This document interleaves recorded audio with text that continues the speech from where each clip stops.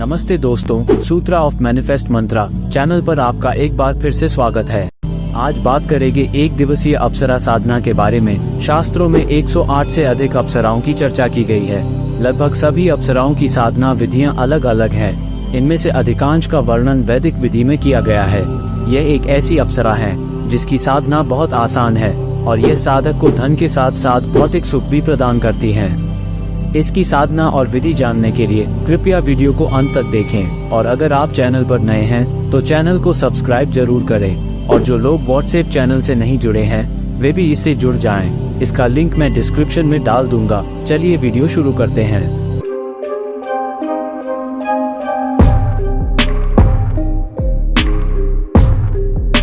शास्त्रों के अनुसार अप्सराओं का जन्म महर्षि कश्यप और दक्षपुत्री मुनि से हुआ था।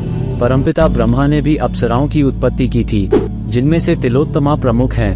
वेद पुराणों में रंभा का चित्रण एक प्रसिद्ध अप्सरा के रूप में हुआ है, जिसकी उत्पत्ति देवताओं और असुरों द्वारा किए गए सागर मंथन से हुई है।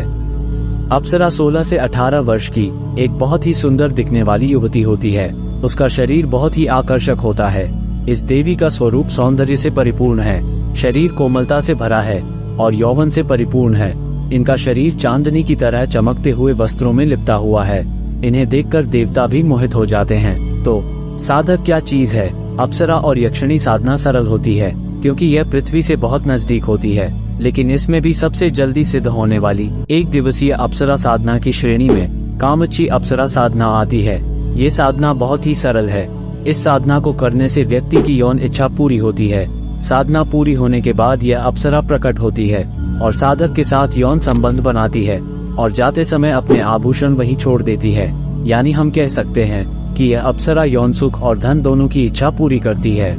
इस साधना में साधक को कुछ सामग्री की आवश्यकता होती है, जैसे सिद्ध अप्सरा यंत्र, सिद्ध स्फटिक माला, सफेद चंदन, चंदन का इत्र और गुलाब के फूल।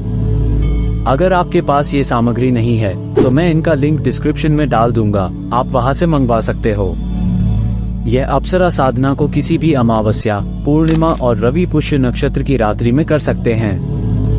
यह एक दिवसीय अप्सरा साधना रात्रि कालीन है, इसलिए आप अगर कोई पूजा करते हो किसी देवी देवता की तो उसे शाम को ही संपन्न कर लेना है। रात्रि में सिर्फ अप्सरा की पूजा संपन्न करनी है। अब साधक को नहा धोकर सफेद चंदन की लकड़ी को गुलाब जल के साथ घिसकर शरीर में जगह जगह हल्का हल्का लेप कर लेना चाहिए और सफेद या लाल रंग के वस्त्र धारण कर लेना है। अब साधक को एकांत कमरे में उत्तर की तरफ मुख करके लकड़ी के बाजोट पर लाल वस्त्र बिछाकर सिद्ध यंत्र स्थापित करना है और गुलाब की पंखुड़ियां उस पर बिखेर देनी है। जिस कमरे में साधना करोगे उस कमरे में किसी भी प्रकार का चित्र या भगवान चित्र नहीं होना चाहिए। कमरे में एक किनारे में सुंदर बिस्तर लगा लेना है, जिस पर गुलाब का इन और गुलाब की पंखुड़ियां बिखेर देना है। अप्सरा को यही आसन दे, यंत्र के सामने पूजन करना है और घी का दीपक लगाएं, गुलाब की धूप बत्ती लगाएं। भोग के लिए अच्छी दूध की मिठाई, केसर डालकर एक कटोरी में रखे। साथ ही पानी का गिलास और एक गिलास शरबत बनाकर भी रखे। एक बात का ध्यान रखे, आपको अप्सरा का चिंतन करना है कम से कम 15 मिनट। चिंतन में आप उससे बात कर सकते हैं, उसके आस पास होने का एहसास करना है। इसके बाद स्फटिक की माला से 31 माला जाप करना है। अप्सरा का गुप्त मंत्र है ओम हली कामेच्ची अप्सरा आगछ मम संसर्ग कुरु कुरु स्वाहा। मंत्र एक बार फिर सुन लीजिए। ओम हली कामेच्ची अप्सरा आगछ मम संसर्ग कुरु कुरु स्वाहा। 3 से 4 माला होने पर आपको ऐसा लग सकता है जैसे चींटियां आपके शरीर में काट रही है। 6 से 7 माला के बाद खुशबू का अनुभव हो सकता है। जो कमजोर साधक है उनको नींद के झोंके आने लगते हैं। 20 से 21 माला होने पर कमरे का वातावरण बहुत शांत हो जाएगा और ठंडा हो जाएगा। 27 से 28वीं माला तक अप्सरा आपके सामने प्रकट हो जाएगी। प्रत्येक व्यक्ति का अनुभव अलग अलग हो सकता है, लेकिन लगभग मिलता जुलता ही होता है। माला एकाग्रता से जाप करते रहना है और अप्सरा की किसी भी क्रिया पर प्रतिक्रिया नहीं देना है। 31 माला पूर्ण होने पर ही अप्सरा से बात करें, जब वो पूर्ण रूप से प्रत्यक्ष होकर आपके साथ आकर बात करना चाहे। और जब आपको बात करनी हो तो सबसे पहले उसे गुलाब के पुष्प की माला अर्पित करें। इसके बाद आपने जो सुंदर बिस्तर लगाया था, अप्सरा स्वयं आपको उस बिस्तर पर लेकर जाएगी और प्रेम भरी बातें करेगी। अप्सरा के साथ क्रिया करने के बाद वह अपने वस्त्र को यही छोड़कर जाएगी। उसके बाद आप उसका उपयोग कर सकते हैं। आप अप्सरा से अपनी इच्छा अनुसार वचन मांग सकते हैं। इस प्रकार ये साधना संपन्न होती है।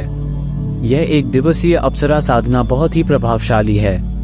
अप्सरा साधना करने के लिए साधक को ध्यान, योग और त्राटक साधना का अभ्यास करते रहना चाहिए। इससे दैवीय शक्तियों से जुड़ने में मदद मिलती है। स्वच्छ मन से जप करने से आवृत्ति मजबूत होती है। आध्यात्मिक दुनिया में प्रवेश करने से पहले गुरु द्वारा दिए गए मंत्र का जप करना आवश्यक माना जाता है। गुरु मंत्र के जप से तप बल बढ़ता है। इससे हमें साधना में सिद्धि प्राप्त करने में शक्ति मिलती है। और जिस दिन से आप साधना शुरू करेंगे उस दिन से आपको ब्रह्मचर्य का पालन करना होगा, तभी आपको सिद्धि मिलेगी। इनकी साधना कभी विफल नहीं जाती। आपको किसी भी रूप में सिद्धि प्राप्त होती ही आपके कार्य बनेंगे। आपके भाग्य में उन्नति अवश्य होगी, ये तो निश्चित है। बाकी अगर आप इनकी पूर्ण सिद्धि कर लेते हैं तो आपको एक पत्नी, प्रेमिका या एक अच्छा मित्र अवश्य प्राप्त होता है। ये रात्रि में आती है और आपको सारे सुख प्रदान करती हैं, आपसे प्रेमालाप करती है और आपको गोपनीय से गोपनीय बातें बताती है। आपके जीवन को सुखी बनाने कार्य करती हैं। इनकी साधना बहुत ही शुभ है। मन में शुद्धता और पवित्रता होनी चाहिए और ब्रह्मचर्य का पालन करें।